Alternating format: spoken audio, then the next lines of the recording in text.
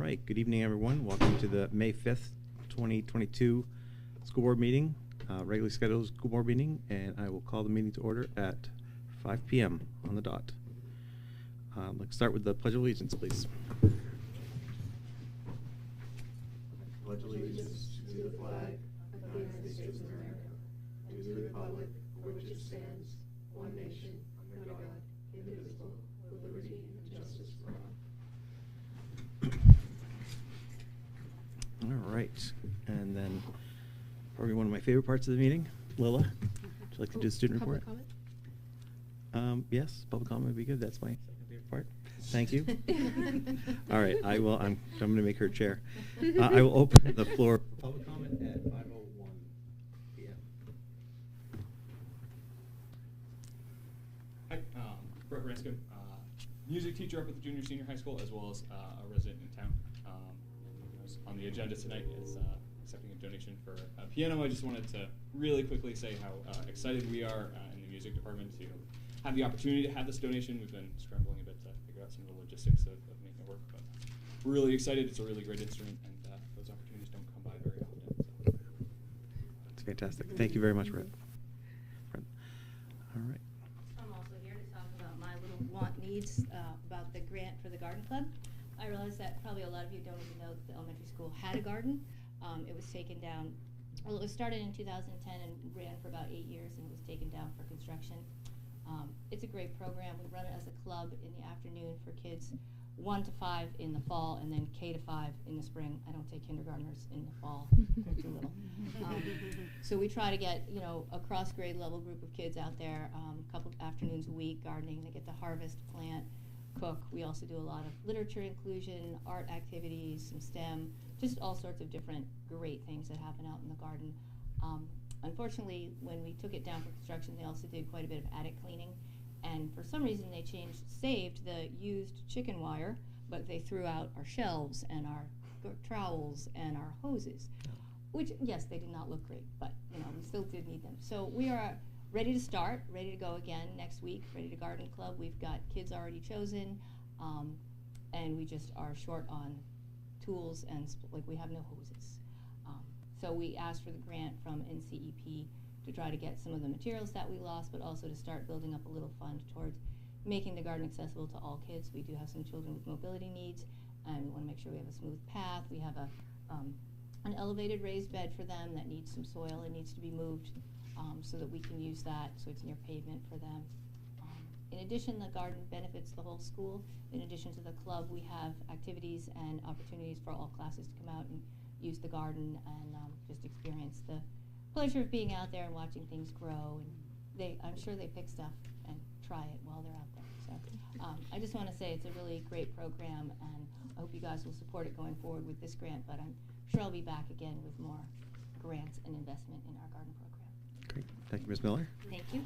Oh, I forgot to say who I was. Sorry. We know. All right. Anyone else? We will close public comment at 5:03. Now, with no further ado, Lila. Alrighty. The Newmarket Drama Club is super excited to be premiering their production of Murder Mystery, Over My Dead Body, next Friday at 7 p.m. at the school. There will also be additional performances on the 14th at 12 and 7. The Interact Club is heading Newmarket Cares Day with dozens of other student volunteers, and that's going to be happening throughout the day on the 13th. Thank you so much for helping better our community through service. Our varsity track team had 2 meets this week. One is currently going on in Portsmouth as we speak, and they've been just performing very fantastically, always top 10. It's really awesome to see. Their next meet is in Sanborn at 4 o'clock on the 10th. Our varsity softball team has a winning streak. They have not lost a game, and hopefully they'll keep that up tonight at 6:30. It is a home game against Pittsfield, so I'd encourage any community members listening to go and support our teams. The baseball team is also doing really well with a home game tonight at 6:30, also against Pittsfield. And finally, good luck to our juniors, seniors, and even some sophomores taking the AP exams this week and next. I'm sure they'll all do fantastic. Absolutely. Thank you very much, Lola. All right, and our next item on the agenda is an exciting one. It's the 2022 Top 10 Graduates presentation. Unfortunately, most of those graduates I think are at athletic events, but we do have one person here we'd love to recognize.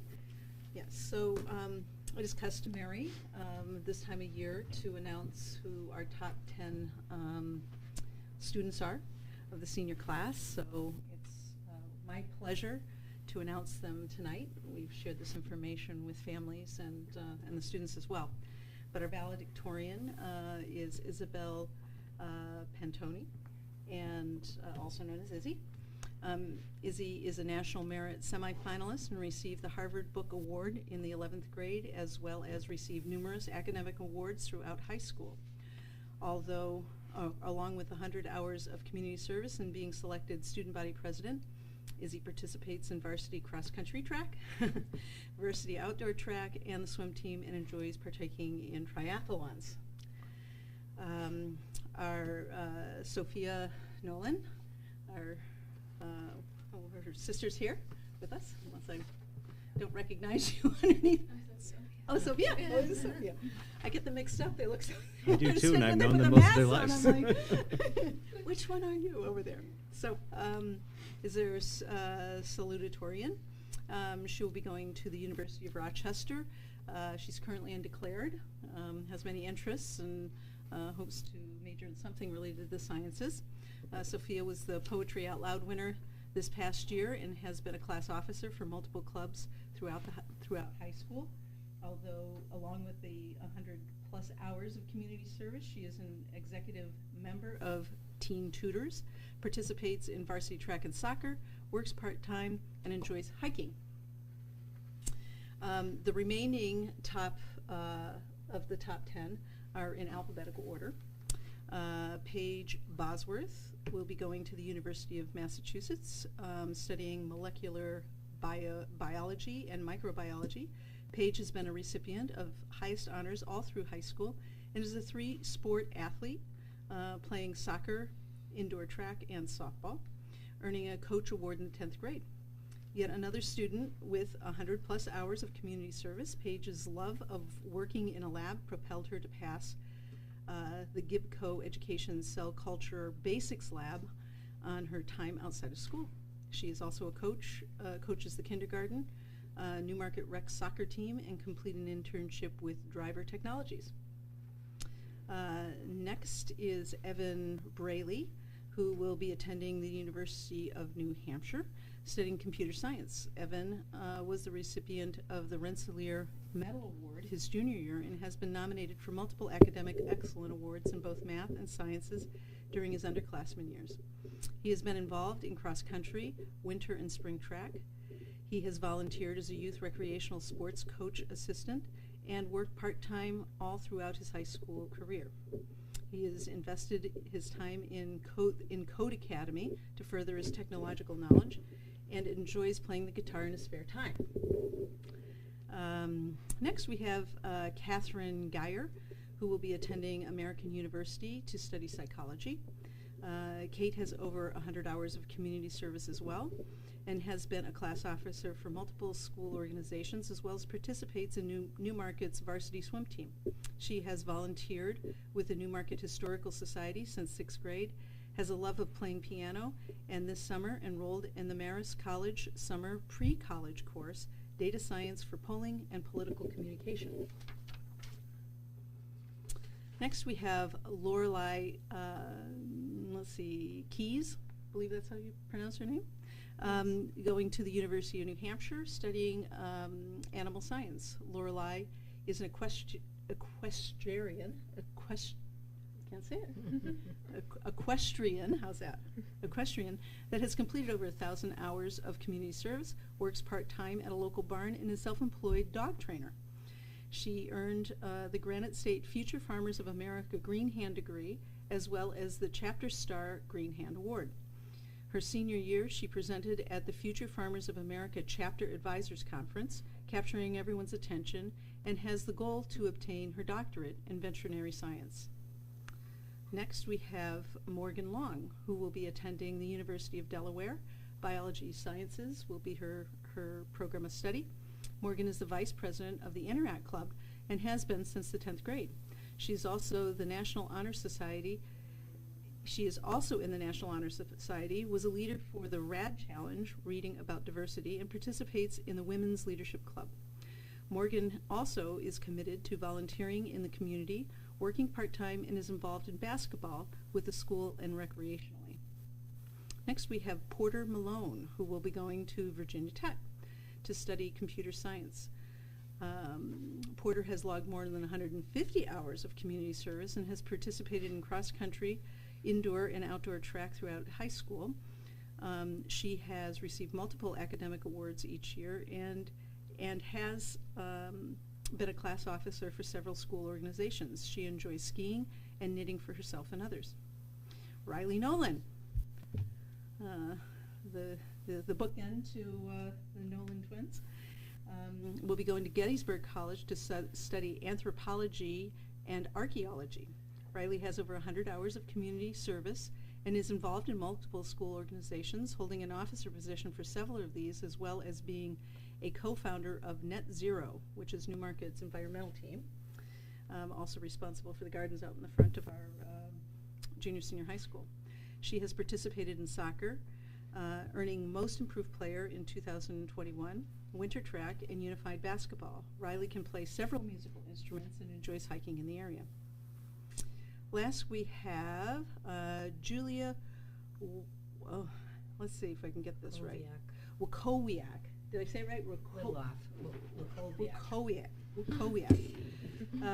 Julia is the president of the Interact Club and has been since her freshman year. She has earned the highest honors every year. She has played soccer and basketball throughout school, earning the MVP award sophomore year and Coaches Award freshman year, both for basketball. Julia is involved in the Seacoast Unified Soccer Team and loves to travel. She will be going to the University of Connecticut to study allied health sciences. So, it is always an honor and a privilege to announce the top 10 and to share with you some of their adventures and accomplishments throughout their high school career. So we have gifts for them that we will send over to the high school and make sure that they get delivered to them. So on behalf of the school board and our entire faculty, we are delighted to have such a wonderful crop of students that have been presented to us for the top 10 this year.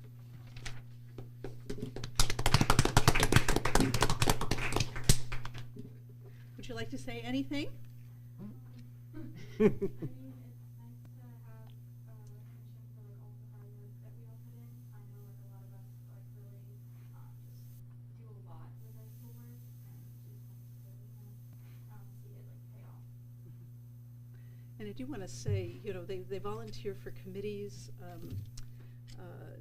They're just such active members of not just our school community, but out in the community, always trying to model for peers and provide opportunities. And they're really a lifeblood, not just the top 10, but many of our students. So they're just a delight, and it's really the highlight of why I do what I do, being able to see them grow and develop as young people.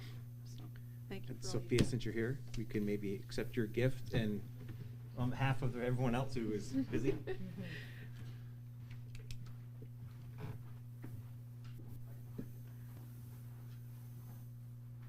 First would be behind Izzy's, I believe, Gary, on the left.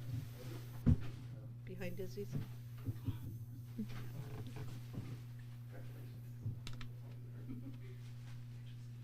Thank you for coming.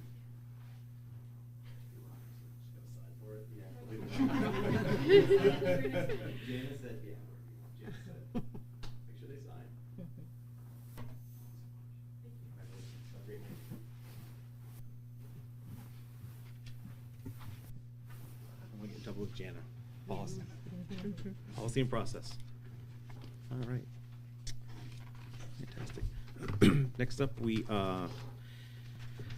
have obviously an open board seat, and we've been fortunate enough to have 3 people interested in that position, in that seat. So we've asked them in tonight just to introduce themselves, maybe tell us a couple minutes about themselves, and the board can ask questions if they'd like to. We have Dan Smith, we have Danielle Hoonan and Karen French, who couldn't be here tonight. Karen has 2 kids in the junior senior high school and has been a resident of Newmarket since 2010. So Danielle, do you want to start? Come up and, yeah, if you don't mind.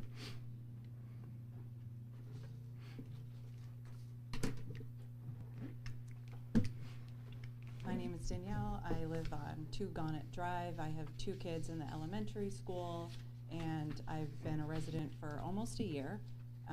I have been a massage therapist for 17 years and run my own practice. I'm an herbalist, and I have a very flexible schedule, which I think would be a great asset to the school board. I'm very willing to dedicate my time to filling all the seats that we need to fill and just making the school what is going to be best for our children. I really want to see open communication. I want to understand the process of everything.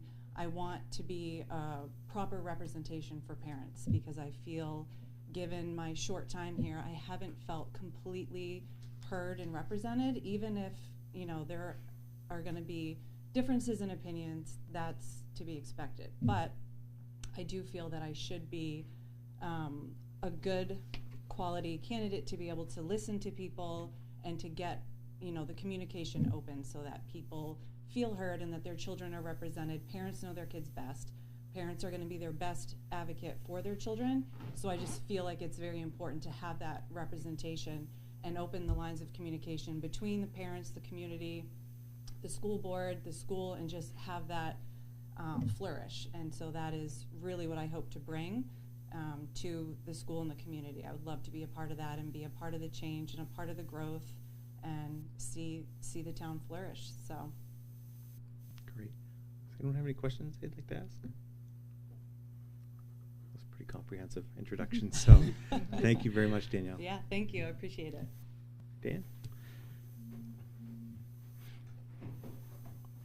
Hi, Dan Smith. I live on Lady Slipper Drive. I apologize for the cough drop. The pollen is in full effect at this point. So my wife and I have lived in town since 2008. During that time, you know, I've spent 6 years on the Municipal Budget Committee. I was a candidate for with Phil and Amy back on Election Day, so I don't really, you know, I'm not going to waste a lot of your time telling you things we've already talked about in the parking lot. I'm interested in doing this for the same reason that I ran. You know, I think there is a great deal of work that needs to be done to move the community forward and to you know, get us in a position where we all feel good about where we are going into the fall. It's going to be a very busy summer, so you know, my commitment to all of you is I have the time, I have the desire, I have the knowledge and the background to do this, and if you decide to choose me for the position, I'm excited to step up and help out in whatever way I can. Great, thanks. Questions? Any questions? No? Great, thank you very much. So, just so you know, and the board knows, traditionally we go to non-public towards the end of the meeting, and if anyone has anything they want to discuss with the candidates, we can do that, or if the board so wishes, we could move up the vote now. I think we but should talk in private. Oh, yeah. So, great. Thank you for both of you guys for sticking your necks out there. It's probably an over-exaggeration, but it is that I have learned how difficult this is, and part of it is putting yourself out there, and thank you for that. So. Yeah, your mic's just not on here. Oh. No, you are. Yeah. Oh, you ran out of battery, one or the other. Yeah, it's dying every time I turn it on. There we go. Is it on now? Yeah. It looks like the green light's Oh, on. the green light. Is there a reason we go to non-public to discuss this? Just in case anyone says anything that might be. I mean, we could talk process. I mean, Yeah. I'm not gonna hold it up, but I feel like we talk in public, and then if we start veering into something, there's a non-public conversation. We can say certainly do can that. Go to non-public. I mean, we could certainly do that. I'm comfortable doing that. That's my I guess inclination. it just might put someone on the board, make them uncomfortable if they have to say, well, I'd like to We talk are about it. elected to be uncomfortable. Very true. But if they say, well, I'd like to talk more about it in non-public, I mean, I guess we can just finish the conversation in Well, non-public if we we have to go want into to. non-public anyways. Yeah, so I mean, that's. If we don't discuss it here and we need to discuss I don't have any something, objections to yeah. that, but it's up to the board as a whole. Did the other candidate write anything up, or? She was, Just the Karen, one that I she told her she could, and I thought she was going to. I haven't received anything. I checked my spam, but it may have been on my end, so, yeah. But, so, sounds like the board wants to start maybe having a discussion. Is that, I'm trying to get a read on. That's just me, I'm not gonna, I'm just one person. Yeah.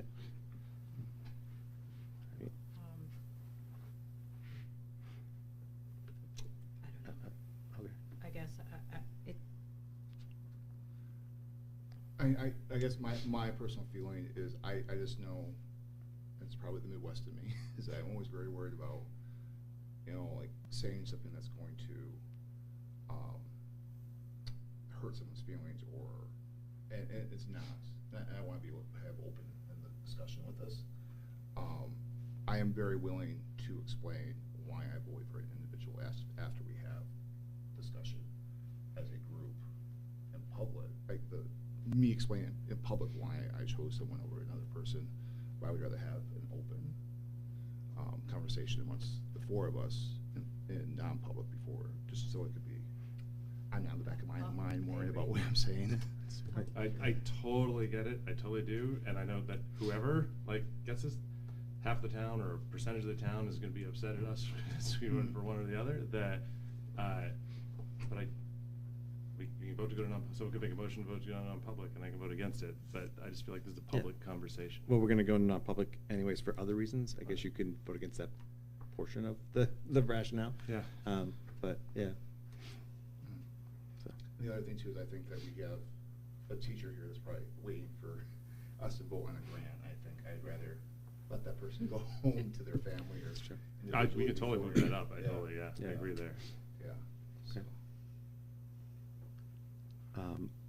On hearing a ton of consensus, I think I'm inclined to go. It sounds like two of the board want to kind of wait and discuss it in non-public. I don't have a preference either way, to be honest with you, so we'll proceed with that. Okay. So just so you guys both know, the process is we'll go to non-public, have a discussion, come out, make a decision, a motion, and a vote on it, and then you'd come down sometime next week and get sworn in. Both of you, but I should be looking at Karen also. You'd come down and get sworn in, and then be seated in the next meeting. So, all right. So if everyone's good with that, unless you want to make a motion or anything specific about it. I mean, there's really not a motion to make. No, I can't make a motion to not go into non-public. Well, no, but you can make I a motion appreciate to that, discuss it now, I guess. I don't, yeah. All right. Moving on to the next item. At the end of our last meeting, after we come out of non-public and we're back in public, but it wasn't being televised, we started having a discussion about kind of the communication process and about who responds to emails and what things, who should respond and all that stuff. And we started to have a really good dialogue, and then someone realized, I don't remember who, it may have been Phil, or actually it may have been you, but we should really probably wait and have that dialogue when it's televised, because I think it was a lot of good kind of insight and feedback that came out of that. That being said, there is a teacher here waiting, so would everybody be okay if we just moved up, approving, number 7, accepting the donations? Absolutely. All right. So, as everyone knows, we have 2 generous donations in front of us tonight. We have a $750 elementary school garden grant coming from the Newmarket Community Education Partnership, who has always been very, very generous to us. And the second, we have another very, very generous donation from Ann Tortella. I probably mispronounced that. Tortorella. Of a grand piano, believe it or not, which is a fantastic gift.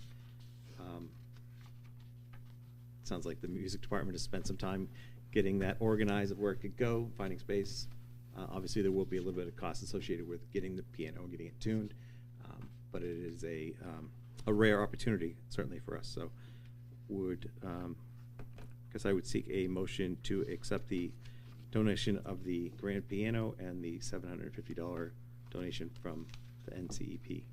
So moved. Second. Okay. I just want to make one correction. It's Yes. 450, not 750 Okay. for the garden club. I thought that's what Ms. Miller said, but Yeah. thank you very much. 450. It's a lot of hoses, either way. All right, so we have a motion, and we have a second on the floor. Is there any discussion? All right. All in favor, please say aye. Aye. Opposed?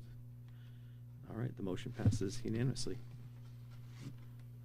Thank you very much, Brent. Hope you have a great night. All right. We will now. Yeah, exactly. Go dust off that spot for the piano. Yeah, so I guess we have some information in front of us from Dr. Givens about the about kind of the communications. It also says complaints. I think it's more about process and the communications. There was a question about how, I think, Phil, you had mentioned last meeting, how you feel kind of left out as to whether communications that come into the board are being responded to, which I totally understand and agree with. I know I felt that when I wasn't the chair, because traditionally it's the chair who responds on behalf of the board to emails that are sent. Usually it's a very, I don't want to say generic, but it is a thank you for your contact us. Information with the public's important, blah, blah, blah, that sort of thing. And you had mentioned again that you didn't feel like the rest of the board kind of was being, I don't want to say looped in, but knew whether or not things were being responded to. So I've started trying to do that in a general sense to the entire board without getting into a discussion. I don't know, we did that last week. Hopefully that's been helping somewhat. Yeah, first of all, I appreciate the fact that it's on the agenda and what you're doing. I feel like it's a twofold situation for me. One, residents of the community are writing us, and I feel like I'm basically being told I can't respond to a member of the community, like personally, not CCing everyone else, not like just like, hey, to me, I feel like I'm an elected representative of the community, and to not be able to respond feels limiting to me. And then the second half is what you just addressed, that it feels like things are happening, right? Like I have zero doubt knowing that the chair responds and the chair talks to the superintendent and things are happening, but it has felt a bit, and that's just exactly what I mentioned off camera last time, that then what feels very much like I don't know what happens, there's no follow through, and I feel like I'm not necessarily doing my duty in the position, knowing that residents had questions and not having an understanding of the follow through. Again, not assuming there is no follow through, No, that of I course. don't get visibility in. And I think traditionally the board chairs responded because I know it's the board's job to respond as a spokesperson, and maybe that's been interpreted as they should respond. I haven't seen anything tonight based on the policies I'm aware of that limits a member of the chair or member of the board to reply. Obviously, as you said, it would have to be not a reply all, it would have to be just that person. And I know, Andrew, I think you'd mentioned that you generally just forward emails you get from the public directly to the chair, or had last year. Yeah, so there was a few times I got ones directly sent to me. I would include then the chairperson, Kim Shelton. And in the reply, I would just say, dear so-and-so, thank you so much for the email. I appreciate your concern.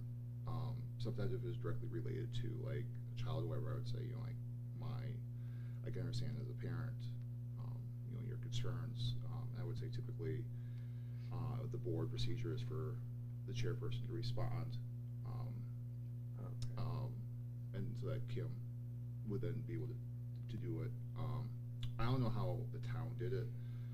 I could tell you, I always felt better when Kim did it, or the chairperson, because the board would have to speak as a single voice then, and especially with a school, when you fall into issues of policies and law and things like that, that if one board, I don't know what would happen if one board member said one thing, another board member said something. Are we then falling into a legal trap?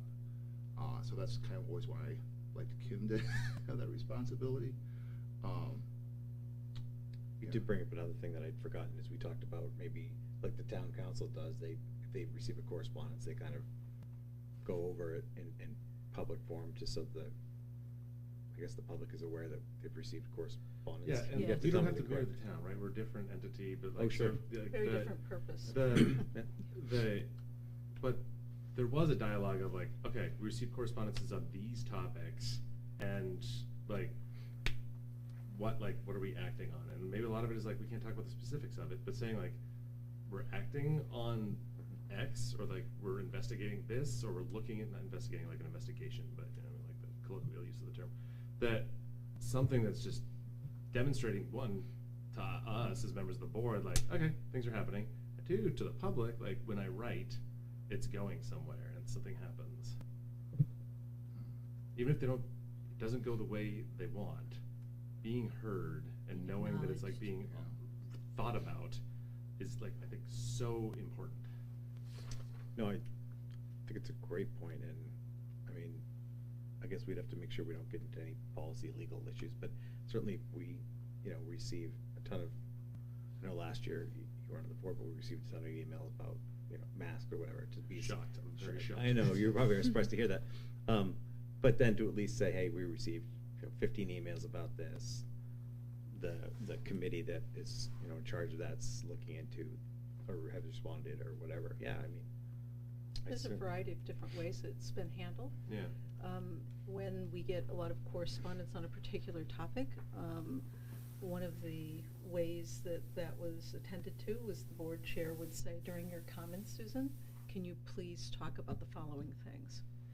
Because sometimes these things have nothing to do with the business at hand, but by way of communicating information when we hear that people are interested in something, to be able to share that in a way that's timely.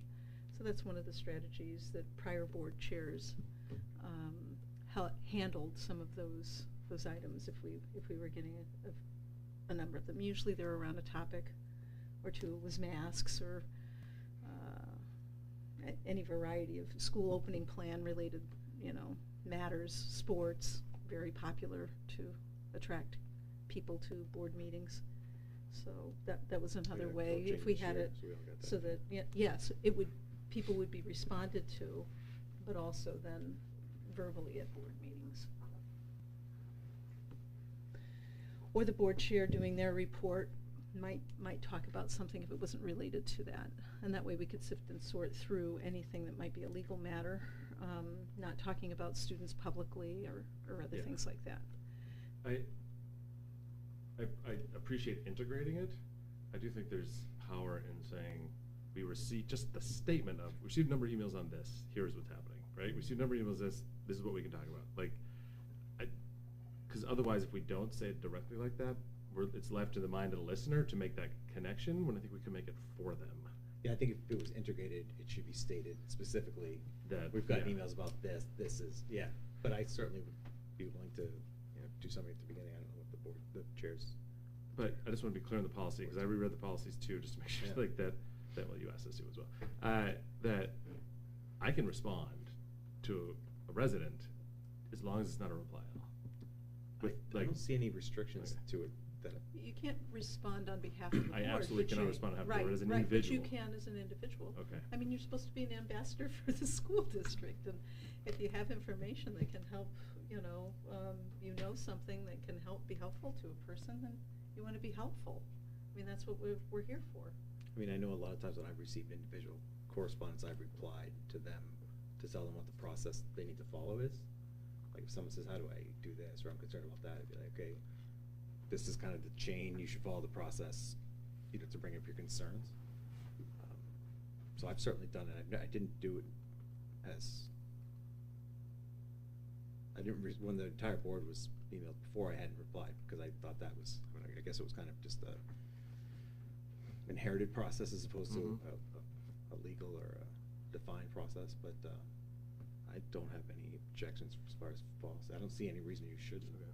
I mean, a lot of times I get questions on policy issues, and I don't see why I can send them in the right direction. Here's the policy number. Right, you should. Yeah, you should, And, absolutely. you know, That's what you should be doing. but we were told differently when I was on the board before. We were said the chair would respond. But, I mean, I will answer those questions because there's no reason why I can't. Right. Certainly, if So- they're only to you. Yeah. Right. Because then no one knows about it. but Yeah.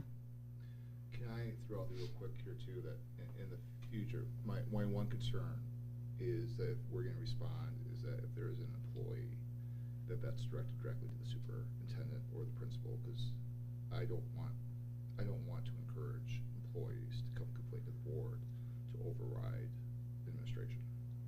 Which is, yeah, and I mean, there's very clear items in the policy that explain how that should be handled. Yeah.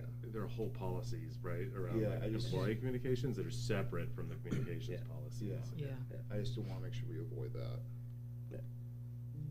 Yeah, I mean, this is like a small town, right? Like, you get an employee who's also a parent and a resident of the Yeah. community, like, writing because of a parent issue as opposed to an employee It does issue, get- right? yeah. You get into all these, Yeah. like, things that I totally get, like, caution is the, like, better side of prudence, something like that, Yeah. whatever. That being cautious around, like, those Yeah. issues, totally agree. Okay, awesome, thank you. So would the board like the chair and me, to start kind of giving a summary at the beginning of the meeting of any correspondence if we've gotten a bunch on a certain topic? Or Yes, I think that would be great. Okay. It just acknowledges that people are being heard Yeah. in the community, and I think that's a big frustration. I mean, look at when we had to vote to waive the policy for Colby.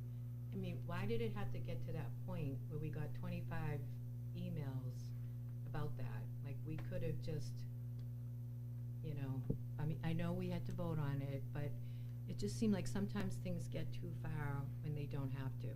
And if we could just communicate that at our meetings rather than, you know, a lot of times people don't say, please read my email at the meeting, so we don't read them.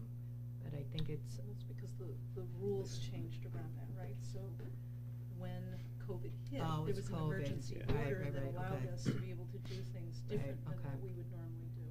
And then when those emergency orders expired, then we Mhm. went back to other, and I think sometimes at that time, Mhm. people, instead of coming in for live comment, would email in, Right, and then right. we would read it, and it used to say, under emergency order, blah, blah, blah, this is what you do, you can call in or you can write in, right? And then when that expired, then that process changed, and I think it, you know, that might have created some confusion yeah, also. right. Yeah.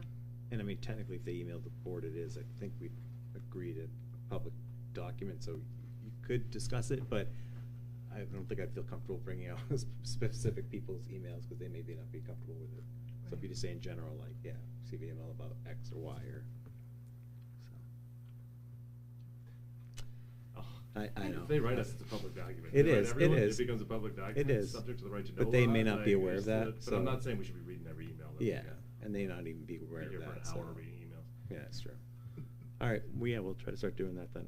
I'd love it if I was only reading an hour with an email. Yeah, there you go. Yeah, but on Something- camera, slowly, like. Yeah. like a Yeah, you poetry don't want to reading. hear me reading for an hour, No, trust me. there we go. Awesome, great, well, that was good. All right, so we have some action items. Actually, this brings up another item, excuse me. So we have revised minutes to approve. I think technically, legally, we don't need to approve revised minutes. We generally vote on the minutes as revised when we denote something that needs to be changed. So is that, everybody in agreement with that? All If right, they so don't I'll. come back to you, you won't have an official record on your website of the corrected ones. So I would recommend that you bring them back so that the documents are on the public website corrected. Okay. Otherwise, only the documents that were incorrect, that were verbally altered, are 'Cause- available on the website. Now I understand, because it was posted Yeah. to the website as the packet, and what you're doing is getting it into the packet. They're not posted as separate minutes, but you could just then post the amended minutes. Well, there is a minutes Exactly. section for the, Right, but the ones that are approved were the ones that were pre your modifications.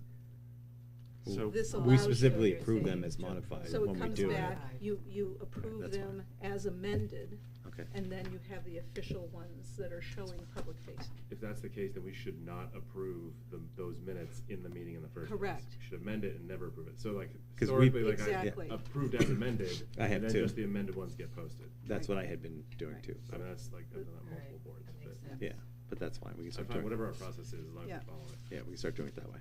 That's fine with me. All right. So. Because they'll see in the minutes that they were amended, and what you want to have is a clean copy that's approved properly.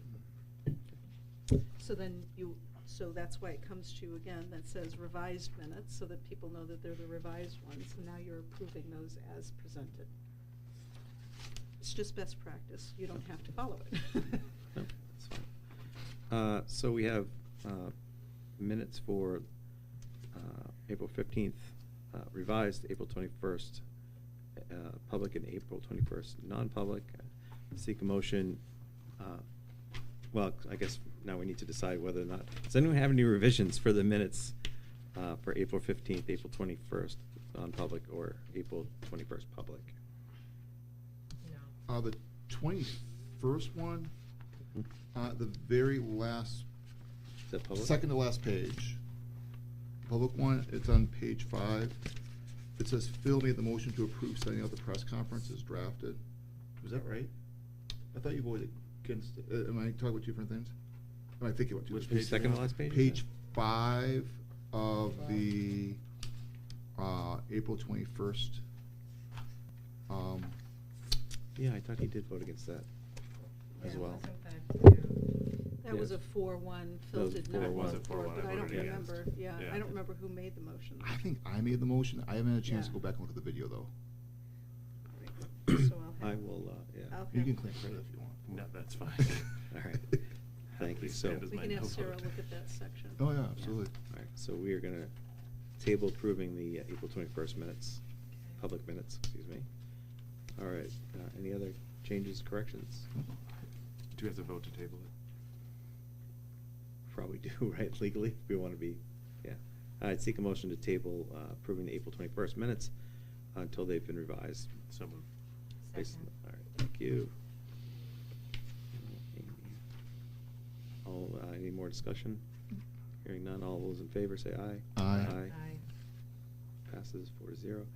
Seek a motion to approve the April 15th, 2022 revised minutes and the April 21st non-public minutes. It's April 15th. Did I? Oh, did you say, I'm sorry, never mind. You said April 15th, 2022, I thought, never mind. Yeah. It's been a long day. We're good to go. Yeah, and April 21st non-public minutes. I'll make the motion. Second. Any more discussion? All those in favor say aye. Aye. Aye. Motion passes 4-0. Did we approve the first ones though? The revised ones? Yeah, we just did. Yeah. Oh, I That's thought part that of was that. 21st. No, we tabled the 21st. Yeah, pending but the revisions. minutes, I'm talking about the revised minutes. Yep, so I just Yeah. looped, You looped I them in, grouped okay. Group them. those two Thank together, you. yeah. Yeah, that was my mistake for my outburst there. We have manifest on the table. Someone like to make a motion for that? I make a motion to approve the manifest for May 5th, 2022, for the amount of $1,014,896.32. Okay, motion on the table. Do we have a second? Second. Okay. Phil? All right, any discussion? All those in favor say aye. Aye. Aye. Motion passed unanimously. Next, we have a field trip, which is very exciting. I was talking to Dr. Gibbons earlier. I was going to try to say it, and I think I know how to say it, but I'm not a medic. Oh my gosh! See, I know I shouldn't even try. We Agamemnicus. Yes, We all I know how to can't say it. words. Yeah. It's All tongue-tied right. tonight. It is. Generally, we don't approve field trips unless they are out of state, and this one is. Sean Pine, Principal Pine, couldn't be here tonight, unfortunately. So Dr. Gibbons can fill us in on any of the specifics of this or answer any questions. I'll certainly do my best. One thing I want to draw to your attention is it's the second and third grade that will be going on the field trip, not the third and fourth Yes. grade. So just when the motion is made, assuming you will do this, it would be for the second and third grade. And so there's a tradition of the second grade going on this field trip annually. And of course, last year we weren't doing any field trips, so to give those third graders the opportunity to enjoy this experience, we'd like to do field trips for both grades. So I don't know if anybody has any questions. I think Nancy Miller, the PE teacher who is the originator of this wonderful field trip, has done a terrific job of kind of mapping out the goals and the reasons and put the itinerary in, little map of the mountain, you know, what trails they're going to be on. It's an all-day field trip. You know, they'll be leaving from the school. They'll have a bag lunch. They'll do a little hike up there. There's a lodge, you know, where the kids will go in and explore different things that are inside the lodge. And they'll have lunch, and they'll get back to NES about 2 o'clock in the afternoon. So it's an all-day affair. I've been on it. Yeah, as lot a of fun, volunteer. A lot of fun. Is It there a is cost to fun. the students? Good question. I'm not aware that there is. It's unlisted. in the I think package. Yeah. that's one that's baked into the programming. Awesome. If there is, I'll get back to you on that. But I don't believe that there is. Not to the kids. Right, but there would be no reason to exclude a kid because of No. money. Okay, awesome. There never would be. Awesome. Great. So I seek a motion to approve the second and third grade field trip. So moved. Second. I just want to say thank you for this. It's the only time 99% is failure on a field trip. So, so thank you for the teachers. All right. Did you do the manifest? I Did just did. zone out He for did. that? No, no. Okay, thank you. Yep. I All did. right. we have a- Thank you. It's a long day, right? It's been a It still long, is. very Yeah. long day. We have motion and second on the floor. Do we have any discussion regarding the field trip? Hearing none. All those in favor say aye. Aye. Aye. Passes 4-0. We have a requirement to inform the school board of federal funds the district is receiving related to general assurance documents. Dr. Gamas, would you like to tell us about those? Yes, so Janet told you about them. You get a lot of information from us every quarter on what we're receiving and what those funds are being used for and all of that. But this is kind of the formal, acknowledgement of these federal grants that we receive. So we receive Title I and Title II, Title III, Title IV, IDEA, and ESSER II and ESSER III. So I've informed you appropriately, and if you can acknowledge that, then I think we'll be in compliance. Of course, there's assurances that I sign and the board chair signs saying that, we're accepting these monies and that we're going to use them and appropriately and do all the reporting and et cetera, so. All right. Can I ask a quick question? Yeah, of course. So we have to vote to receive donations. We don't have to vote to receive federal funds, right? There's no policy we have internally. Okay, perfect. We. I don't think we would, but I don't know if we had some internal. No. All right. I seek a motion to acknowledge that we've been informed of the federal funds the district will be receiving related to general assurance documents. So moved. So informed. So informed Amy, and I'm going to say Phil's a Yeah. second. All right. Any more discussion? All right. Hearing none, all those in favor say aye. Aye. Aye. Passes. Acknowledgement passes 4-0. All right. Did not donations.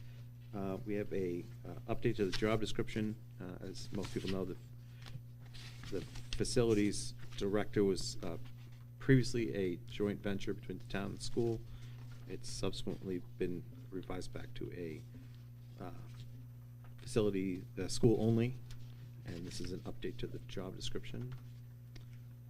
To reflect that, Susan, any additional No, clarification on that? The town had very different needs than we do. They, they're looking more for somebody with an engineering background that can, is, familiar with public works type projects and dams and things like that that would never ever come into our wheelhouse. but I do want to mention that should we need specifications that their engineer can help us with, that, like everything, we share our personnel and our resources wherever we can so that we're not spending money twice. So Steve reorganized and combined several positions on his side when he had some retirements last year. And that was kind of some of the impetus for this. And with our building project being completed, we don't have that same type of a need, though we still do work together, in terms of maintenance contracts, and when we go out for utilities and fuel, things like that, we still collaborate on those types of things. So it doesn't change kind of the spirit of the reason for or my understanding of the reason for that. But so that decision was made, and it's been approved and all of that. But what we have before you is just, we took the job description and we took the references to the town out. That's all this is, so that we would have, I'm trying to clean everything up as I'm transitioning out, so whoever comes in will have, kind of clean records. So I just figured to have you officially approve it so that it gets in our job description documentation properly. We felt it was important to just bring it forward, have it approved, and call that complete. All right, I seek a motion to approve the revised facilities director position as presented. I'll make a motion. Motion, do we have a second? Second. Just a quick And question. I know discussion? I'm just the Nope, that's fine. fly in the ointment. No, not at all. But we have the facilities director. There's just changing We do, the job yeah. description. Correct. Exactly. To reflect We're not that. hiring somebody else. Right, yes. Yeah. What job description was the facilities director hired against? The shared town one, the the shared shared one, but we had already been engaged in dialogue about all of this. So he wasn't hired without the understanding that the transition was taking place. So was he hired to the shared position or hired to this position with a job description that referenced sharing? When we posted the position, my recollection was it was still shared, but by and large, the separation had occurred because what they were needing on that side was different than this. So they kind of deferred to the school department what our needs were, knowing that the candidate pool better married what we were going to need and was closer aligned to what that job description was than what Steve was going to do. And we've been funding that position entirely since they've been here. Right? Yes, Since and then they yeah. reimburse us. This is Yeah, the it's last a- year of yeah. reimbursement. No, but I mean now. Yes. We've been funding it. Since we've had the Dave, we've been funding it entirely. Well, we fund it entirely, and then the town reimburses us for a portion of that, and that's what ends at the end of this And fiscal they're year. hiring like the engineer. They're That's hiring, yeah, their, like, yeah, that's there. That's They their have a thing. hire, right. Okay. So it was It- our facilities director, that this was all been very transparent. Yeah. And this job description doesn't vary hugely from what we posted. It's Yeah. just more taking out a lot of the references to the town component of it. It just, and this is just me, I just want to get on the record. It feels like it's another process thing where, like, if we knew we were separating it, we could have changed the job description in advance and hired to that job description rather than doing it. Just feels like the process feels backwards to me.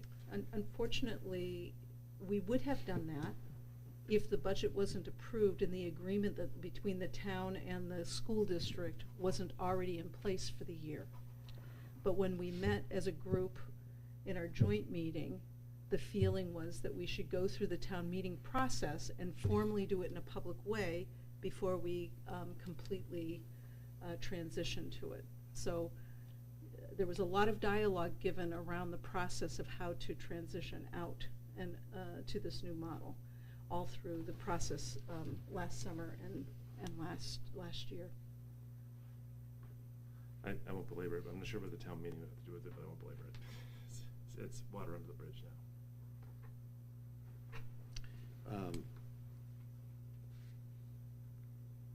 So we have motion and second.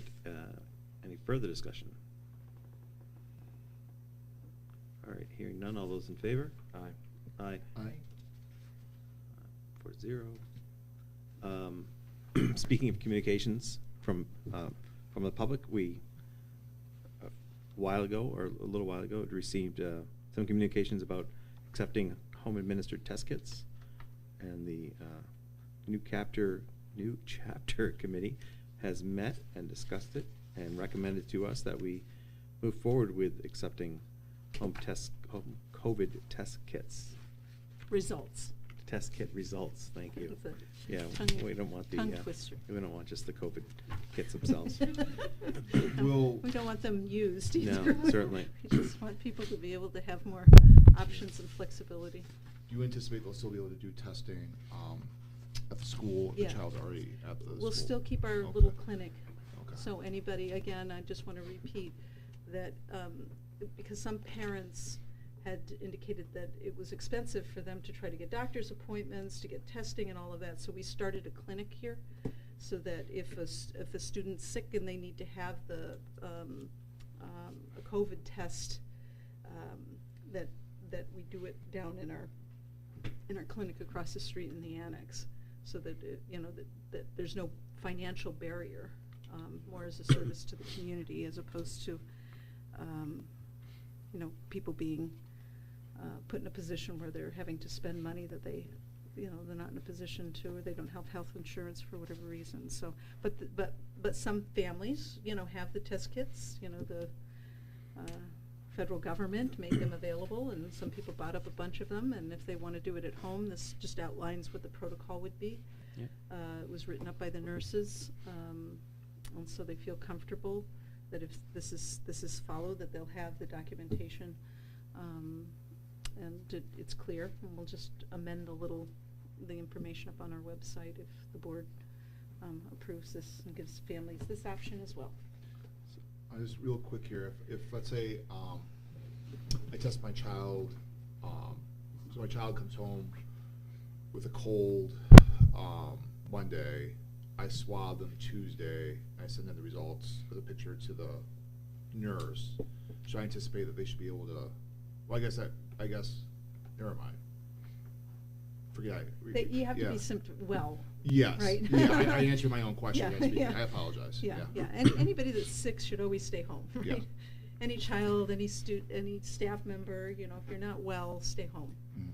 But if you have COVID-type symptoms, and to make sure that it isn't COVID, then before you come back, if you have those COVID-type symptoms, then you can either, get it at our clinic, you can do your home test, take the picture, send it to the nurse so that they have it, and then they can have a conversation.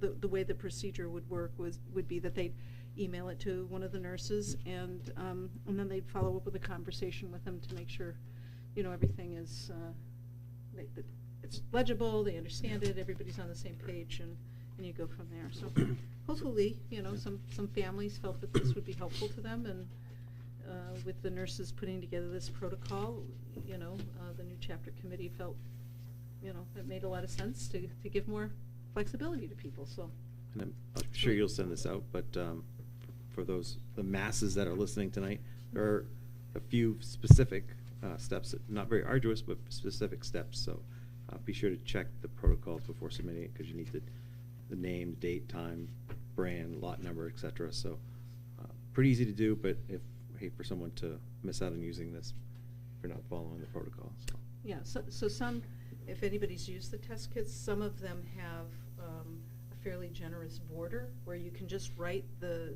person's name, date, and time, do the test, and then take the picture.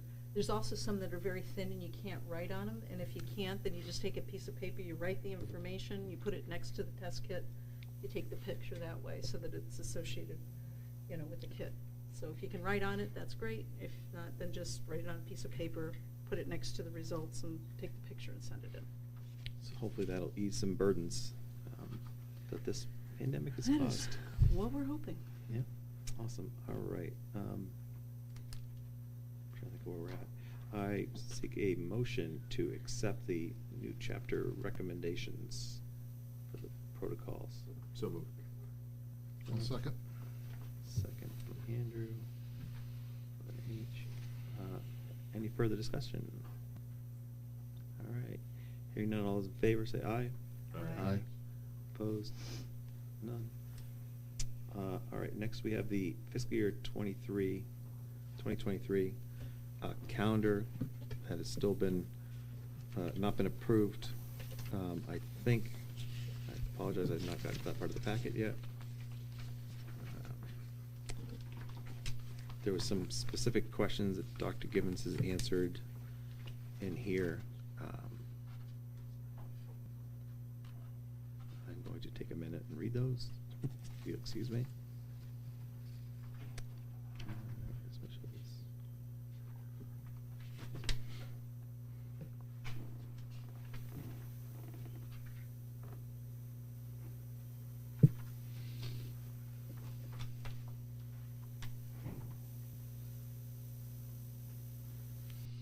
Are these start and stop times definitive with the bus Mhm. company? Mhm. So thank you for getting these so early this year. It's a lot of you're work. welcome. Yeah, put a lot of time. I figured people would want all of the information if we could provide it, so we've been working, trying to get everything. Did we move, there was one date in April. No, that I you- had We t- had I had that asked co- about it, but- Yeah, You're I comfortable? reviewed Okay. it with Okay. Yeah. everybody.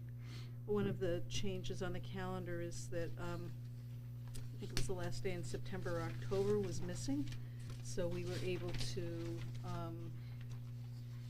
put the date back in. So it didn't go Wednesday, no Thursday and a Friday.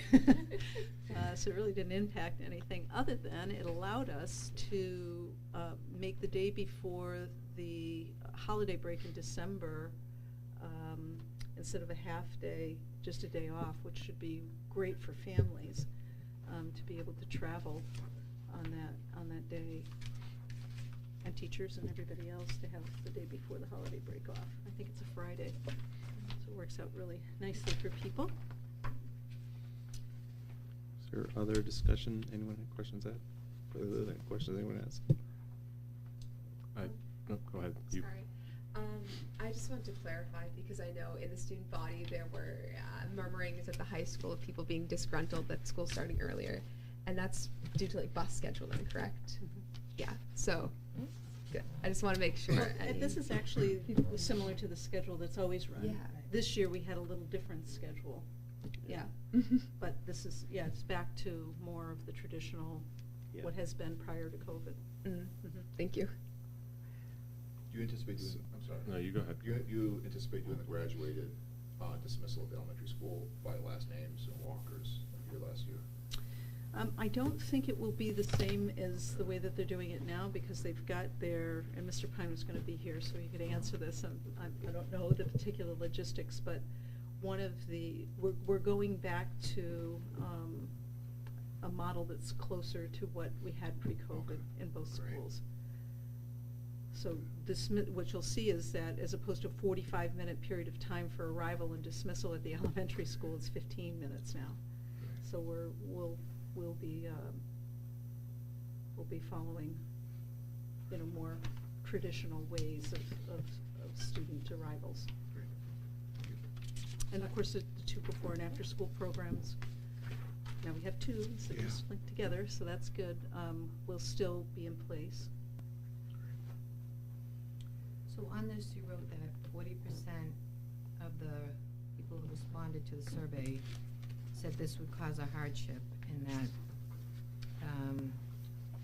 related to work schedule and additional cost.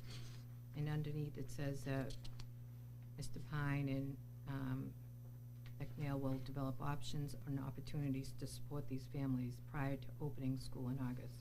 What exactly does that mean for them? Well, right now, we don't know who they are. because- Well, what will it mean for them, though? Like, So options, so what we learned from the survey was though there were, only 18% of the parent population responded. And then of the 18% that responded, 40% said it would create a hardship, and the question was, if this creates a hardship for you, can you explain what the hardship is so that we have an idea about what we could do to alleviate whatever the hardship was. Many of the people that responded said this isn't a hardship, as long as we have, linked together and after-school programming. some just asked questions. They didn't say anything, but there was 15 families that said that it would be problematic for them because of work. Mm-hmm. So it could range from, I get out of work at, I'm just making up a number just to illustrate. I get out of work at 3 o'clock, the buses are now going to be at 2:30. Though my kids take the bus, I don't have any family in the area, so that would be the example of a hardship. So it ranged from that to, you know, I'm not available, you know, to pick them up at school. Mm-hmm. So what Mr. Pine and Ms. McNeil will look at is, first they'll try to identify who those families are so they can get a better sense of it, like is it by grade, you know, what grade are they in, how old are the kids, that type of thing, and then come up with a plan that will help support them so that it will not be a hardship. For those that said that the impact financially would be burdensome to them, they'll talk to, my understanding is, but they need to explore this further because I'm not an expert in how the daycare systems work, but I've been told that there is grant money available to those types of programs for families in need. So one opportunity or option for those families who have daycare, but the financial piece is important, is can we access federal funds for that? If not, maybe we could use some of our ESSER money to subsidize that for those families that might be in need. So those are some of the things that they would look at, and they'll have to do some work in order to be able to figure out, first of all, who the 22 families are so that we can have a better sense of what kind of supports they need. But with this survey, we don't know. We didn't collect data that would allow us to be able to do that, so they'll have to follow up and track down who those families are and get more details before you can come up with a program to support them. So I don't think we can say 22 because you said 18% responded. So if it's 22 families out of that 18%, like They extrapolate out. yeah, like potentially like we're talking over 100.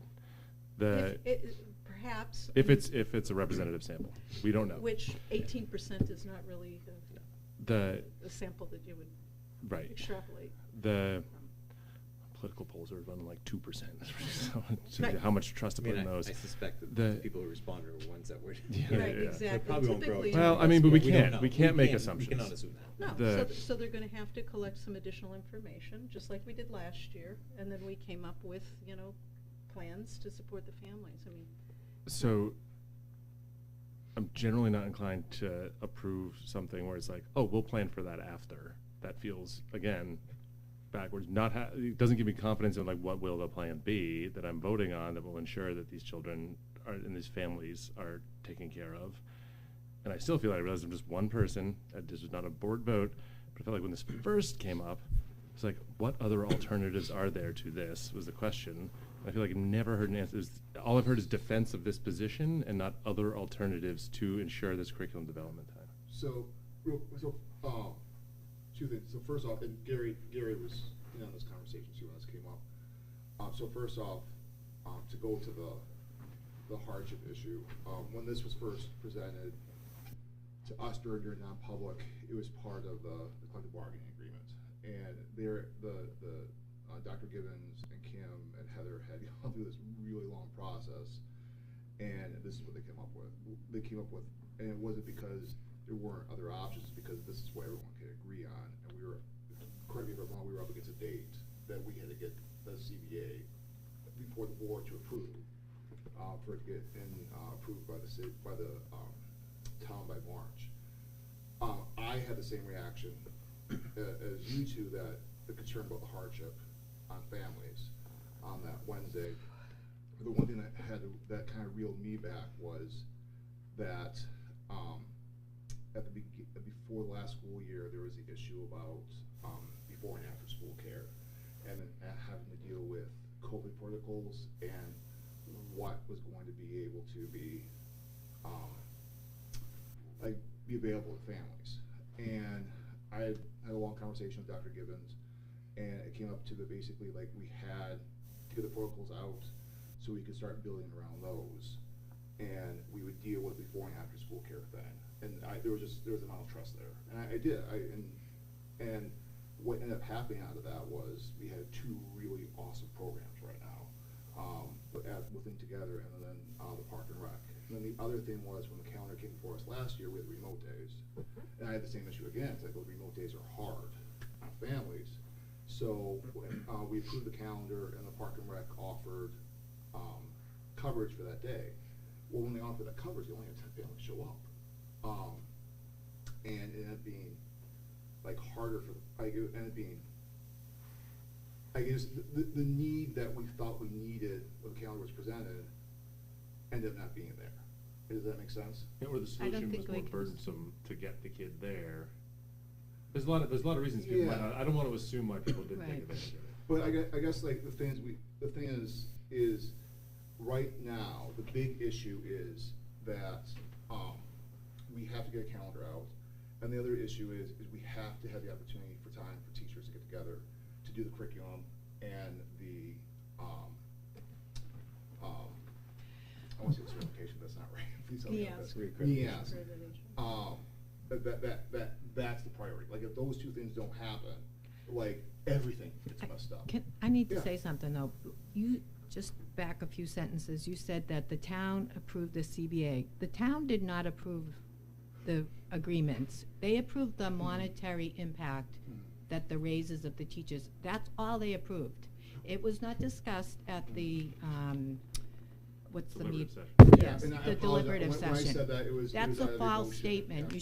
That should be made very clear to people watching. The town did not approve this. So we need to be careful about that, because you can't say that when it's completely false. And it So worries me. We that- still had to get we still had to get something available for the public to vote on, the dollar amount. Right, but it said nothing about a half an hour change in the calendar. But I think his point Yeah. in But this is the that thing- there was a okay. deadline that caused some Yeah. constraints. on Okay, it. so that's why I ended up on board with this. Now, with the actual negotiations of how this came up with, I can speak with what I was exposed to through Heather and Kim through the discussions. The event, originally the goal was that all this would be after school. The problem was though, like the dollar amount that would cost on a contract. It was almost $500,000. And it's unfair to ask a teacher to say, you're gonna stay after and not pay them. So we had to come up with a way, okay, how are we gonna get people to get together and do this?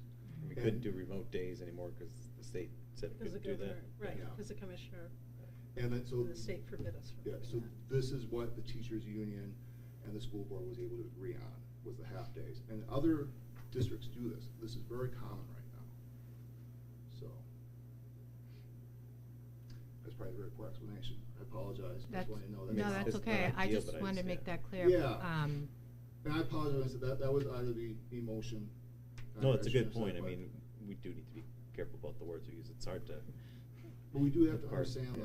though, that Mr. Dalton stood up here and said that if we don't give teachers time to get together, to make this thing, or to get together and do curriculum, our NES accreditation is gonna be seriously at risk. He said that. So, Right, I don't have a totally. problem with Yeah. that. I have no problem with the, Yeah. like, whatever 15 and a half hours this adds up to. Yeah. It's just Right. them being chipped away on Wednesdays as opposed to, like, any alternative, like another half day, another, right? Like, All of those things were considered during negotiations. Every single option was put on the table. Those were all discussed during negotiations. so I guess my question is, why do we have to approve a calendar if it's done deal because of the negotiation? Well, we It's have just- to- it's like, is this we for have to show? approve the calendar. No, we have to No. approve the rest of the calendar anyways, right? So maybe that portion. I mean, technically, we start don't and have end to approve days, the Yeah. the And half family, days, yeah. right? I'm sorry, families are asking for this, because I know people are We asking. need to- I agree, we need to get it out. Yeah. I just, I again feel like I'm not really approving a calendar. I'm like being told this is what you gotta approve. Well, and that one portion, right? Because there's the other parts of the calendar that we could move February vacation. We wouldn't, Yeah, but I- yeah. But I mean, technically, we need to approve the calendar as an entity, as a whole. And I get your frustration, but there's a certain, and I think it kind of goes to your other topic was that, I feel like there's a kind of a horse cart thing that kind of goes on and there is, but some of it's scheduling and timing, and like we can't wait to approve a process to help all the parents next year who need some assistance with this proposal without waiting till next year to know who all those people are, or try to do it. So I mean, we could try to do it now and then assume we get everybody, and then there might be families that move in or out. Like, so I will tell you, as a teacher and a parent, half days are a lot harder than a regular 30 minutes. Because those 30 minutes occur every week. Whereas, like, for planning purposes, a teacher, like, half days are a lot harder because those come up intermittently. Does that make sense? As a teacher? As a teacher and parent. So the parent, I've heard very clearly from other parents, and I'm not saying everyone's got a different lived experience of the challenge of the half hour.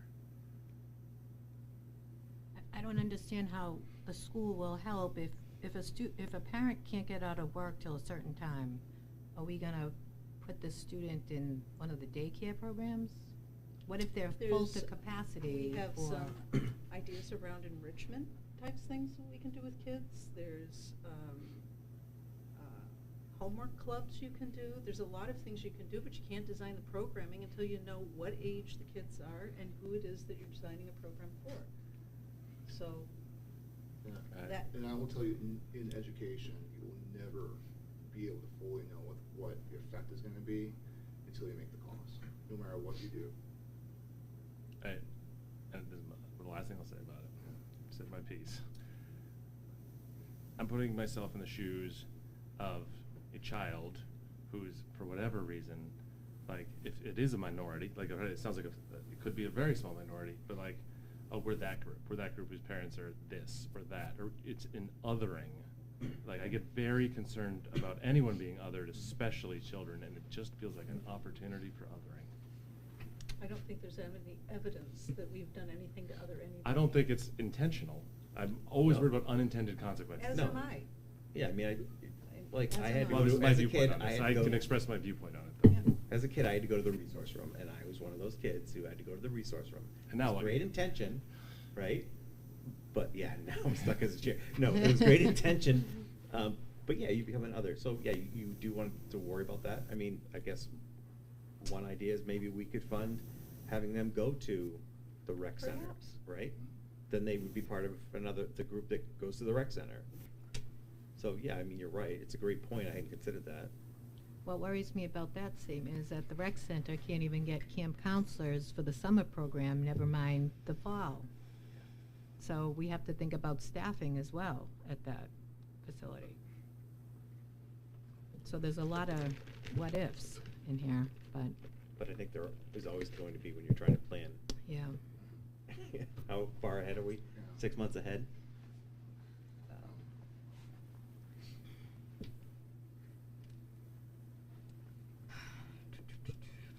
Is there any more discussion? Would anyone object to us putting a motion forward tonight? Is there any additional information people would like?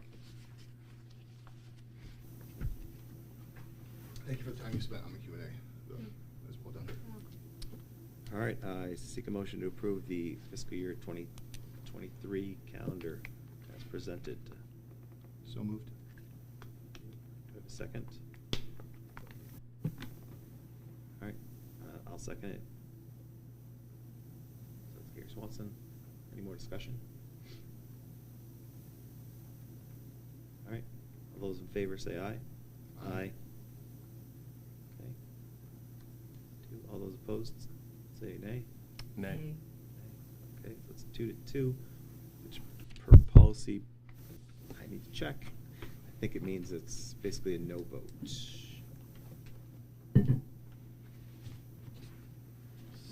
if you'll excuse me for 1 second, I'm glad we have this book. Unless you Certainly happen to doesn't recall. pass, yeah. Yeah. Well, it used to be that it would be a yes if it was a tie. Then I think we switched it to a no, right? It did not pass, so. I don't know. Yeah, Actually, I you're just- right, we may have yeah. made an adjustment, but I don't remember. Yeah, so, let me see if I can find that. I should know this, but I did not look at it. There's a lot to remember, Gary. There is. I don't remember what number it is. I'm remembering things at 20 minutes of 8. Still 20 minutes of 8. All right. Patient. All right, I apologize, I can't find that right now. My recollection is that it is basically, it's either a no vote or the vote didn't happen. Either way, we need to come up with a calendar for next year and approve it. So what would the board like to do to further getting a calendar that we can all agree on? So, again, I know that alternatives were explored. I'd like to see alternatives to the early Wednesday or a plan, like a more concrete plan as to how we would ensure that every child would be taken care of and that parents would not be given undue hardship.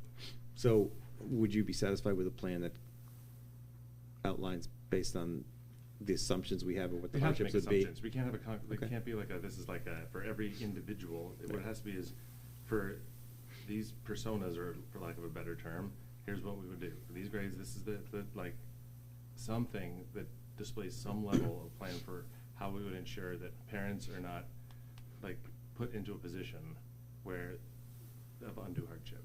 So it assumes some of the things we would consider doing, depending on the grades, is after-school programs, clubs, I don't want to say daycare, I but... think Mr. Pine can have it yeah. to you in, maybe a month or so. Then obviously we Or may right need to... after school closes, but. Yeah, and then we may need to give some kids rides, so we'd need some transportation, possibly. So Mike, the issue is now we're running into issues with the bus. Like, if we are gonna wait a month on approving a calendar where we have Wednesdays out half an hour early, we need to get that to the bus company, like, sooner rather than later. They have this schedule. They do? Okay. And it's not like We've the bus vetted drivers- it with everyone. I've met with both programs. I've met with the bus company. We've put the schedule together, which is a month in advance, but we do have other,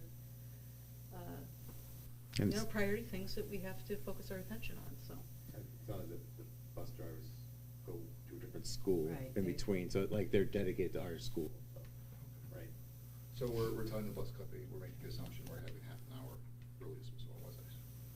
Yes. Yeah, and I'm this has saying that been- I don't think it's gonna the really affect them schedules either have way been if it's- sent to them. Right. I wouldn't have presented it if I had not met with the daycare centers and the bus company.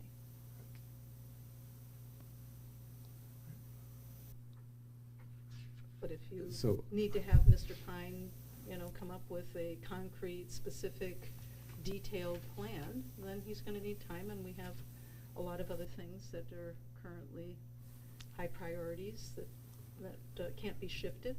So as soon as we can free up time, we'll do so. I mean, it occurs to me that there's some things that we could probably, as a board, make fairly good assumptions about, right?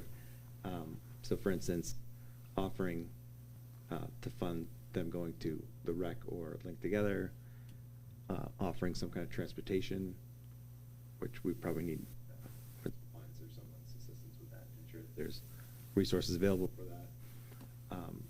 Offering students, if we have enough, some sort of in-school or at-school programs until their parents can pick them up. Well, I think we couldn't provide transportation because we don't have any transportation to provide, but again, as I've said here, it would revolve around finding a way to support families who are financially challenged, and we will. I mean, it's not a question of, there's just might be other options and things already in place. And certainly Mr. Pine can explore those. And then in terms of, if parents can't pick them up, that there's all kinds of different ways we can provide some form of enrichment or after-school, homework help, or perhaps rec department or something, I mean, there's a lot of different things that could be arranged. But you have to know, in order to develop the programming, how old the kids are, what kinds of needs that they may have and interests that they may have. And until you know who they are, it's really difficult to develop the programs. But if you want to wait until everything's, lock, stock, and barrel, then I'm not then saying that's lock, fine. stock, and barrel to get me a yes vote. I'm saying a general Yeah. plan of here are the suite of activities that could be offered Well, depending upon rating. that will take some planning, and you do need to know how old the kids are in order to provide that level of detail, and it's fine. I will ask Mr. Pine as soon as his schedule permits to begin So doing just the depends on research what's the tomorrow. next- I guess there's other priority things. I totally get there's other priority things. If they are higher priority than putting the calendar out, then they're higher priority than putting the calendar out. Well, I put a calendar out. You're saying that the calendar. So it's the board there's- to put out. You're saying that you want a comprehensive program to be put in place in order for you to consider the calendar. I want a draft of a general plan. And we will ask Mr. Pine and Ms. Okay. McNeil to do that. All right, I'm done. So I just think we need to make clear to them it's a very general plan. We don't need them to spend Well, a ton of. We 'Cause thought it- that's what we gave you, but if that's not adequate, then again, they will provide you with another level of detail. And if that doesn't satisfy Mr. Nazaro or Ms. Tilton or you, then you can tell us to come back and do it again.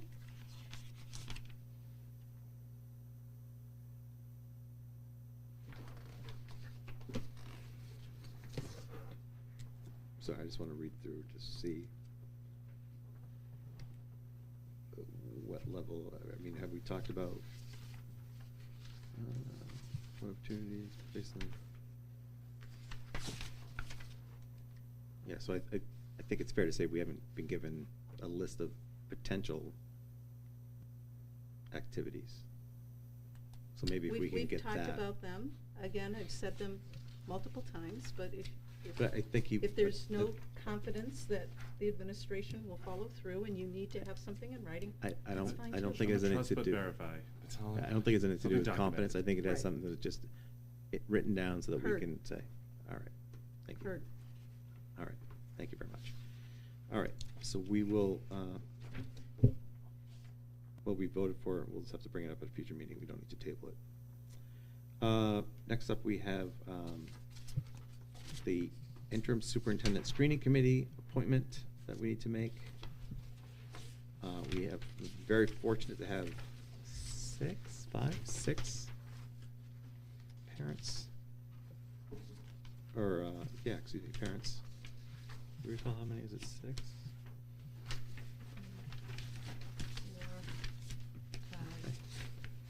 5 or 6 parents who are interested in that. We will go into non-public to just briefly discuss them and who the board would be interested in having on the committee. Dr. Gibbons has also said that Erica McNeil will be on the committee as the administrative representative, which is great. For the board's sake and the public, I suspect that the screening committee will probably just meet once next week, do kind of a paper review of the people interested in the position, and then hopefully at the following meeting make a recommendation to the board and 1 or 2 people, and maybe have them in to meet the board. Does that sound good to everyone? All right. Great, thank you. And last thing, isn't I the last thing on the? I feel like we should put that in the minutes. We have an RFP for the electrical upgrades. Item 12, I believe. Susan, you could correct me, but we had 1 bid. Is that right? Correct. 1 bid. So I don't. Oh, here it is. Is there anything you'd like to add to this? Just a reminder that we had a special town meeting last spring. A lot of work went into that. One of the items that was part of that request was upgrading the electrical at the elementary school. So what this would do is provide a single duplex outlet near the window to support air conditioning or other electronic devices of sorts in 30 rooms. It would also include 2 duplex outlets near the doors to support charging stations and other needs. Just as a reminder, the building was not designed to support technology or modern day classrooms, and so there's 2 outlets in each classroom, which is not adequate to support the needs of 21st century classrooms. So this would actually add 3 outlets, then 3 additional outlets in the 30 rooms, 2 sub-panels to support the additional load, and a transformer to support sub-panels for the electrical. So the cabling goes along with that, and all of that. So a lot of work, and this was the only price. Martineau was the electrician that we used during the building project, I believe, so they're familiar with our buildings. That's good. Yeah. All right, I seek a motion to accept the bid from Martineau Electric for $75,200. So moved. Okay. I'll second. Bill, Andrew. Any discussion? No? All those in favor? Aye. Aye. Motion passes 4-0. All right, and then gonna go into non-public briefly, and then we'll be back out to talk about some, approve some nominations and announce the board vacancy, as well as the filling of the board seat, as well as the interim superintendent screening committee appointment.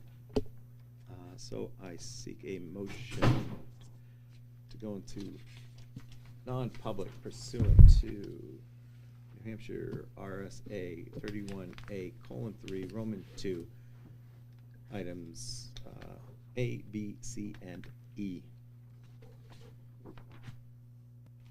So moved. So we have a motion on the table from Amy. Do I hear a second? I'll second. Second from Andrew. All right, roll call vote. Bill Nazaro? Nay. Nay. Andrew Hemaker? Aye. Pardon me. Amy Tilton? Aye. Gary Swanson, aye. All right, by 3-1, we are Awesome night. now in non-public.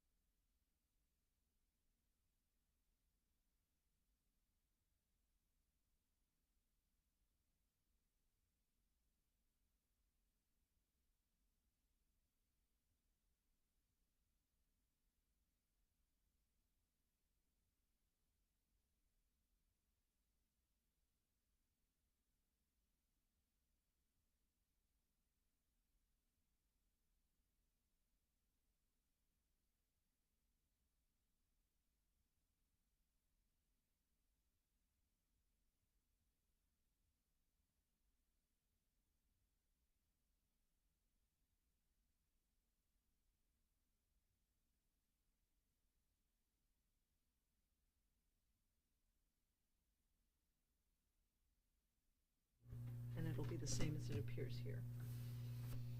Right.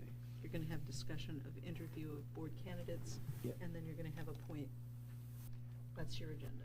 Yep. What was the date on that Thursday? It's the 12th. 12, thank you. All right, thank you, everyone, for your patience. We're back.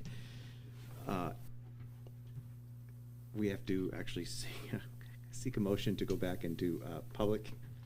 So moved. Second. Second. Roll call vote, Phil Nazaro. Aye. Andrew Hammaker. Aye. Gary Swanson, aye. Aye. Amy Tilton, aye. All right, thank you. Sorry about that. So we're back in public at 7:22. All right. Seek a motion to seal non-public minutes on May 5th, 2022 meeting, non-public meeting. So, second. Okay. And by roll call, so we have Phil Aye. as the second, Amy Tilton. Aye. Aye. Roll call vote, Andrew Hammaker. Aye. Gary Swanson, aye. Okay. Minutes are sealed. All right. You have to ask Amy and Bill for the roll for that one. We voted. Yeah, they Oh, you did. Okay. Yeah. Okay, I apologize. All right, so, excuse me. Seek a motion to approve nominations for administrators and other professional staff for fiscal year '23.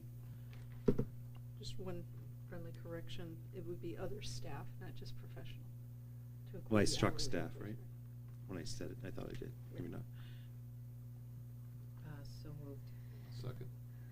Tilton, second. All those in favor say aye. Aye. Carries aye, 4-0. We have the school board member vacancy to fill, based on, not sure where the camera is, based on a lot of discussion. I think we all would like the opportunity to speak with the candidates a little bit more, have some questions prepared so that we can provide them, and hopefully have all three candidates in to speak with us. So I'm going to ask for a motion to table the appointment of a school board member until a May 5th, a May 12th meeting. So moved. Second. All right, any discussion on that? Okay, all those in favor say aye. Aye. Aye. 4-0, so again, that will be May 12th at 5 p.m. here.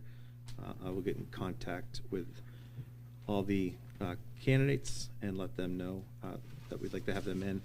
And if I can get any questions the board has by Monday, I can collate them and send them out to all the board members as well as the candidates so they're aware of those questions and can provide us written responses should they not be able to attend the next meeting. Do we have to appoint the superintendent search committee? Yep. We've had some discussion about the superintendent search committee. Again, we're lucky enough to have 6 folks who are interested. We have Andrea Biello, her husband Brian Knox is also interested, Ann Ellis, Kathy Harder, Marty Smith, and Mark Fortier. Thank you all for your interest. Would anyone like to recommend someone? Make a motion to recommend someone for the interim search committee? I'll make a motion to Who would you like to elect, appoint? appoint Mark Fortier Mark Fortier? Okay. to do I have a the interim superintendent search committee. Okay. Do we have a second? Second that. Second that? Sure. Can I just say something though? Like, Yeah, we're going to have a discussion right now. So go okay, ahead. great. My discussion is how fortunate we are to have so many individuals Very fortunate. step up saying that they are willing to be part of this, that there's a list of qualified individuals who could have done Yes, this. absolutely. Yep, we are very fortunate. So, with Mark Fortier's motion on the floor, discussion. All those in favor say aye. Aye. Aye. Mark is appointed to the committee 4-0. Just to reiterate, the plan is hopefully next week, the committee, interim search committee, or screening committee, excuse me, will get together. We will review the applications of those people interested, then have likely a subsequent meeting where we begin collating a list of questions for the interview of the superintendent, the interim superintendent candidates who the screening committee recommends, and hopefully on the 19th be able to have those people in for interviews if they're available.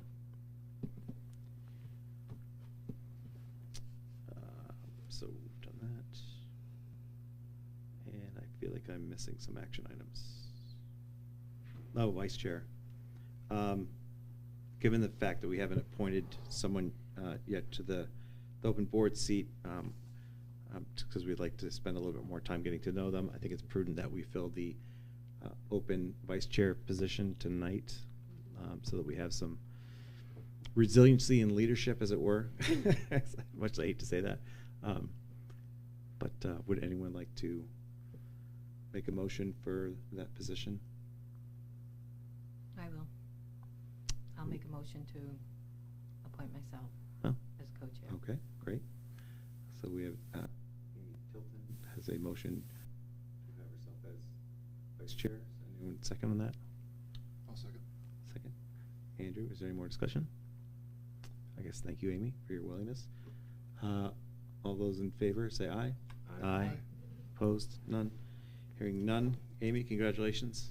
Thank you. You're now the illustrious vice chair. All right. Is there? And Amy, if you want to move any of those other committees you're on, I'd be happy to consider that. Okay. Oh, that's a great point. Thank you. Okay. Speaking, we'll need to schedule a policy meeting. I have two that we'll need to make some adjustments to. One's the federal grant one, and on the Title I, they